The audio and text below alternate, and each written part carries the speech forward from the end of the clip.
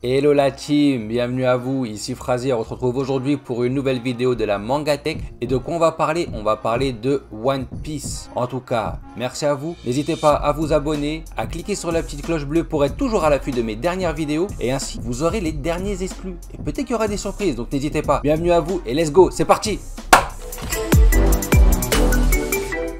One Piece, quel manga, ça on n'a pas besoin d'en parler, vous le savez tous, vous connaissez et c'est un des meilleurs mangas qui existent à l'heure actuelle. De quoi on va parler aujourd'hui sur One Piece? On va se faire une petite liste. On va se faire une liste de quoi? On va se faire une liste des meilleurs combats de One Piece. Attention, tout ça est purement subjectif. Donc bien sûr, si pour vous, un combat qui n'est pas dans la liste est le meilleur, n'hésitez pas, un petit commentaire et faites-nous partager votre avis. One Piece n'est pas qu'une histoire d'aventure, de piraterie, mais c'est aussi et surtout des gros fights comme on les aime. Dragon Ball n'a rien à envier à One Piece de ce côté-là et on va pas se mentir, côté combat, One Piece, ça met la barre très haut. Donc c'est parti pour ce top 5 totalement subjectif et à mon goût des meilleurs combats de One Piece. Let's go! Numéro 5, on va commencer pas par un, mais par deux combats que je mets dans mon top 5. Et les deux impliquent notre cher ami Roronoa Zoro. Et ces combats sont contre qui? Mr. One, aka That's Bone, et notre ami Ryuma dans Thriller Bark. Ces deux combats sont vraiment épiques, que ce soit en termes de technique, mais aussi en termes de puissance. Roronoa Zoro éclabousse tout. En termes de classe, d'épicness, on est vraiment sur du wow. C'était fou. Les combats contre ces deux monstres étaient grandioses. Zoro en est sorti grandi. On a kiffé et c'est là que Zoro, surtout face à Mr. 1 ou Mr. One, comme vous voulez, que Zoro a pris une envergure et une dimension qu'il n'avait pas au début de la série. Parce que n'oubliez pas, il venait de se faire défoncer par Mihawk. Mais là, contre Mr. 1 et encore plus à Thriller Bark, après qu'il ait défoncé Ryuma, qui était considéré comme l'un des meilleurs sabreurs au monde. N'oubliez pas qu'il a quand même découpé un dragon, le monsieur. C'est pas rien. C'était un des plus grands samouraïs du pays de Wa et Ryuma se fait défoncer. Et il offre même en récompense son épée à Zoro. Si ça, c'est pas un signe de grandeur, je sais pas pour vous, mais pour moi, ces deux combats sont dans mon top 5 facile. Zoro versus Mr. One et Ryuma, top 5 easy. Numéro 4. Luffy contre Lucci.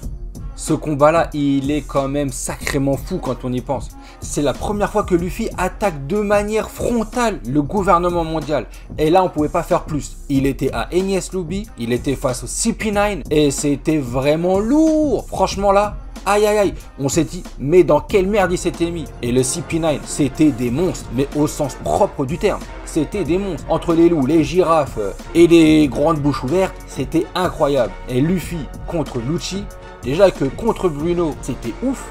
Avec la première apparition du Gear 2. Et là, contre Lucci, le Gear 3, il était magnifique. Et c'est là que Luffy est allé dans ses derniers retranchements. C'était un combat épique. Entre les différents rebondissements, les fois où il se transformait, il était tout minuscule. Et il devait s'enfuir face à Lucci, qui était une bête, une bête féroce. C'était un combat de fou.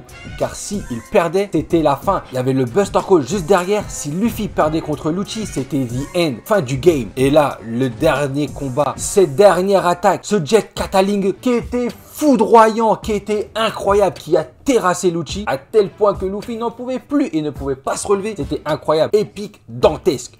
Luffy versus Lucci, number 4, numéro 3.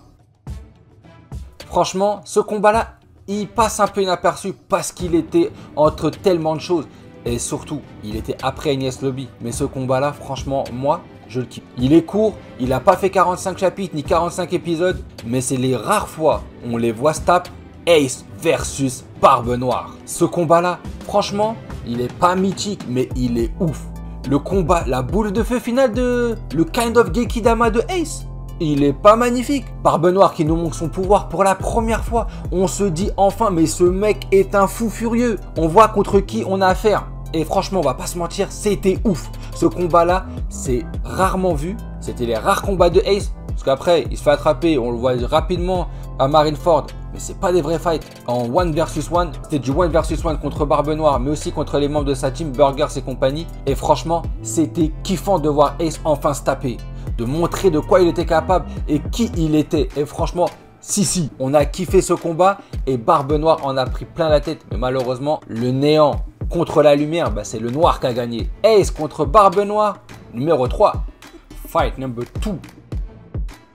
Et ce n'est pas n'importe quel combat. C'est Luffy contre Charlotte Katakuri, aka Dents de Chien. Franchement, ce combat-là, il est blow-minded. j'ai eu le cerveau explosé. Que ce soit en version papier, en manga ou en version anime, il est juste extraordinaire. On va pas se mentir, il déchire tout. Epicness, sens du combat, l'animation qui est ouf, les dessins qui sont stylés, les cases pètent les unes plus que les autres. Oda s'est surpassé sur ses cases, il s'est surpassé sur ce combat et clairement c'est pour moi l'un des meilleurs combats. Il aurait eu sa place en top 1, mais le premier a une place particulière pour moi. Mais ce combat là, il est juste ouf. Katakuri est juste énorme, c'est le bras droit de Big Mom, l'empereur. C'est un gars qui pèse plus d'1 milliard les mecs, c'est pas n'importe qui. Luffy se tape contre lui de manière folle, le haki des rois explose de partout. Et surtout, ce qui est ouf dans ce combat, ce que j'ai vraiment aimé et adoré dans ce combat, c'est l'évolution de Luffy. Plus le combat avançait, plus il était obligé de s'adapter et d'évoluer. D'habitude, dans les combats précédents, il y avait toujours le moment où il perd, il recommence à zéro, il apprend, il a une technique de ouf et hop, il repart et il bat le méchant. Mais là, pas du tout. En plein milieu du combat, il doit évoluer. En plein milieu du combat, il doit savoir comment évoluer et évaluer son adversaire. Et rien que pour ça, ce combat-là, il est magnifique, il est magistral. Charlotte Katakuri, il est dans le futur, le mec. Le mec est dans le futur, littéralement. Il voit le futur. C'est pour ça qu'il est juste incroyablement balèze, extrêmement badass. Son chara design, il est ouf. Franchement, Oda s'est surpassé sur ce personnage et le combat est juste magnifiquement bien tourné. Ce combat-là mérite sincèrement sa place dans mon top 3, dans mon top 2 des meilleurs fights de One Piece. Et franchement, est-ce que vous avez pas